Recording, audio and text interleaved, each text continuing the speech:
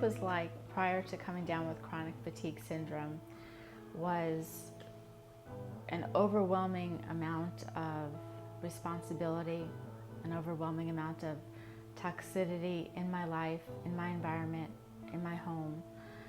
I worked a job I didn't like.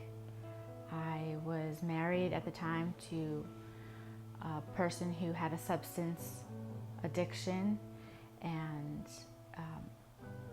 it became apparent that his substance addiction caused him to be physically ill, putting him in the hospital for some time, having to take care of household responsibilities while he was sick, having to take care of my daughter, my animals at home. I have a tendency, and I believe many women do this, and probably men do it also, but they won't admit it. I have a tendency to kind of go with the flow and be very, kind of adjust to what is and make the best of it. And sometimes I have in the past disregarded my true feelings on whether it be my job or my family life or anything in general, just to please everybody else. And so by doing that, I disregarded my own emotions and kind of stuffed them away and kind of let everything else around me and all the other people around me influenced me to the point where they were the reasons why I was making decisions.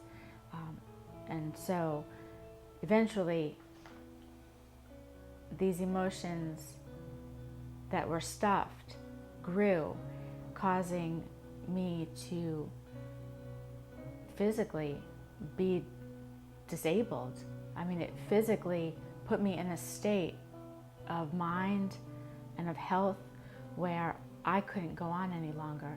And it wasn't depression, more so of a feeling of having the flu 10 times worse than you've ever had it. Therefore, being overwhelmed